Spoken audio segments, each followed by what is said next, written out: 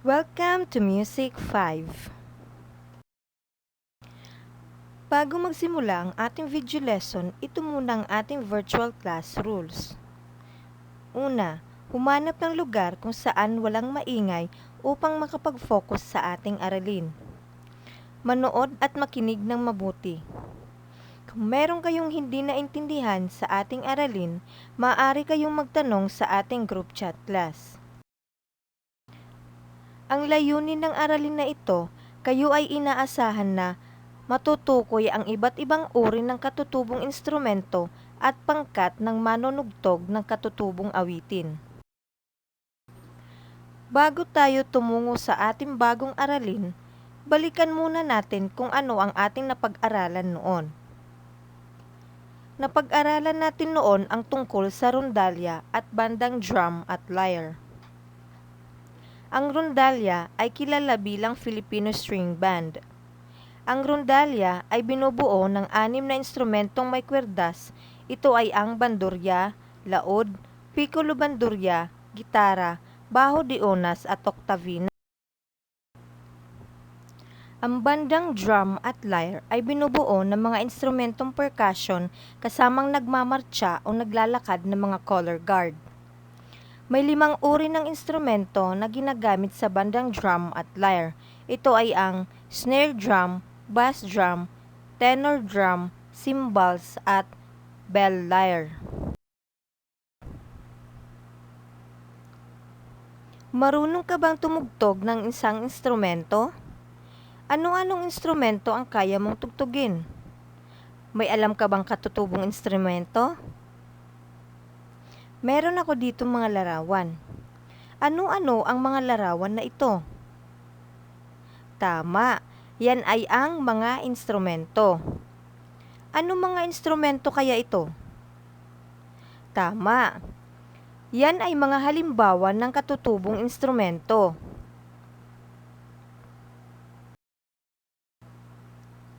Saan kaya nagmula ang mga katutubong instrumento? Ang mga katutubong instrumento ay masasabing nagmula sa kalinangan ng tao at nagmula sa ating mga ninuno. Isa sa nagpapayaman ng kultura ng ating musika ay ang mga katutubong instrumento at ang mga manunugtog. Ginagamit nila ang mga instrumento upang sabayan ang kanilang mga awit, sayaw, ritual at mga gawaing espiritual. Alamin natin ang mga katutubong instrumento at ang mga manunugtog. Narito ang ilang mga halimbawa ng mga katutubong instrumentong kilala sa mga katutubo ng Pilipinas. Ang mga ito ay nakapangkat ayon sa paraan kung paano ang mga ito pinapatugtog. Ang unang pangkat ng instrumento ay ang aerophones o instrumentong diihip. Ito ay mga instrumentong hinihipan ng hangin upang tumunog. Ang una ay ang diw-diw-as. Instrumentong gawa sa 5 hanggang 7 kabit-kabit na kawayan. Ang pangalawang instrumento ay ang tong-ali. Isang plauta na hinihipan gamit ang ilong. Ito ay ginagamit ng mga taga-Kalinga. Ang pangatlong instrumento ay tambuli. Isang katutubong trumpeta na gawa sa sungay ng kalabaw. Pangalawang pangkat ng instrumento ay ang cordophones o instrumentong de kwerdas. Ito ay instrumentong napapatunog sa pamamagitan ng pagkalabit sa mga kwerdas gamit ang isang bow o mga daliri. Ang unang instrumento sa cordophones ay kudyape. Ito ay hugis bangka. Ito ay pinapatugtog sa pamamagitan ng pagkalabit ng mga kwerdas nito. Pangalawang instrumento sa cordophones ay ang litgit. Ito ay gawa sa kawayan na may 2 kwerdas. Ito ay ginagamitan ng isang bow. At ang pangatlong instrumento sa cordophones ay gitgit. isang uri ng violin na tinutugtog sa pamamagitan ng isang bow na gawa sa kawayan at buhok ng tao. Ang pangatlong pangkat ng katutubong instrumento ay ang idiophones. Ito ay mga instrumento na tumutunog kapag ang buong katawan ng instrumento ay nanginginig ng mabilis or vibrate. Ang unang instrumento sa audiophone ay gangsa. Pinakakilala mula sa Cordillera.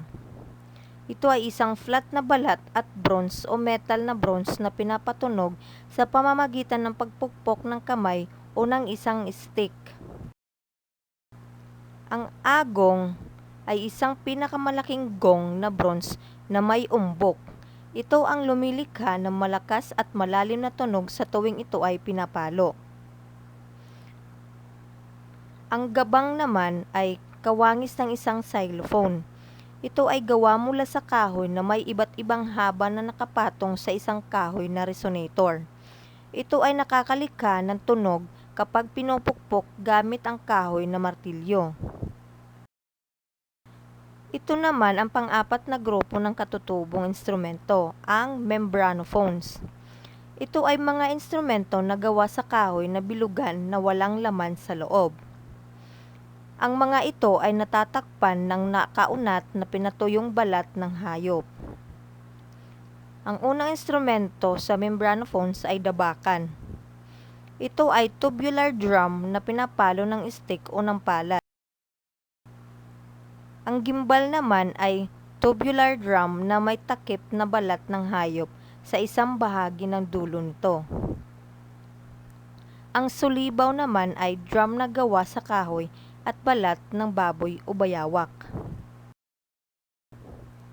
Narito ang mga pangkat ng mga manunugtog ng katutubong awitin o mga indigenous musical ensemble. Maraming uri ng pangkat ng mga manunugtog ng mga katutubong musika at awitin ang matatagpuan sa Pilipinas. Ang mga pinakakilala ay matatagpuan sa mga lalawigan ng Hilaga at timog ng bahagi ng bansa.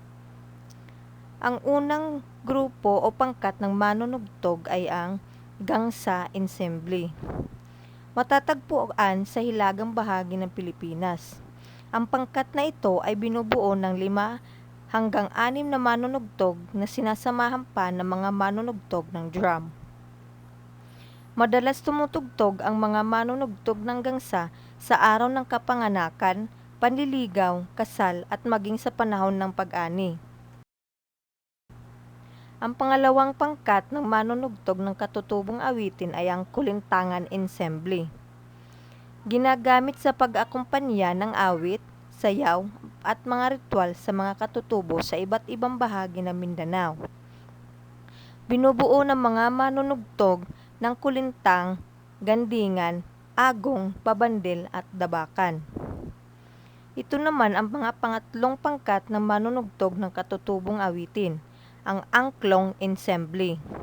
Ito ay isang uri ng pangkat ng manunugtog na kilala rin sa mga bansa ng Timog Silangan ng Asya. Ang angklong ay gawa sa tubo ng kawayan. Ito ay pinapatugtog sa pamamagitan ng pagkalog nito upang makalikha ng malakas na tunog. Ginawa ito na may natatanging tono.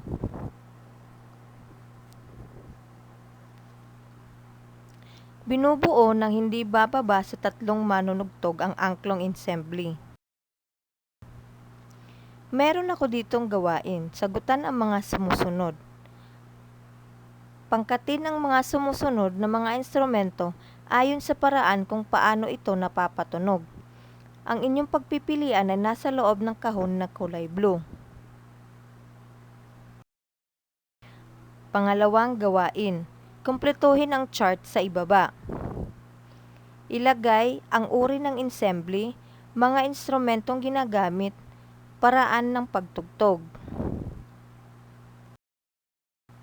Ngayon, tayo ay magwasto. Tignan natin kung tama ang inyong mga kasagutan. Sa unang gawain, Anong mga instrumento ang nabibilang sa ichtyophone? Ito ay ang gangsa at agong. Sa membranophone, dabakan, gimbal. Sa chordophone, kudyape, gitgit. Sa aerophone, diwdiw as at tungali. Sa pangalawang gawain, ano ang uri ng ensemble? Ito ay ang gansa ensemble, kulintangan ensemble, at angklong ensemble. Anong mga instrumento ang ginagamit sa mga ensemble na ito? Sa gangsa ensemble ay gangsa. Ang kulintangan ensemble ay kulintang. Ang angklong ensemble, ang instrumentong ginagamit dito ay angklong. Paraan ng pagtugtog ng gangsa ay pagpukpok gamit ng kamay o stick. Paraan ng pagtugtog ng kulintang, pagpukpok gamit ang stick. Paraan ng pagtugtog ng angklong ay sa pamamagitan ng pagkalog nito. Kung ganito ang inyong naging sagot, very good, class! Sana may natutunan kayo sa ating aralin. Paalam po, kita-kita tayo sa susunod nating aralin.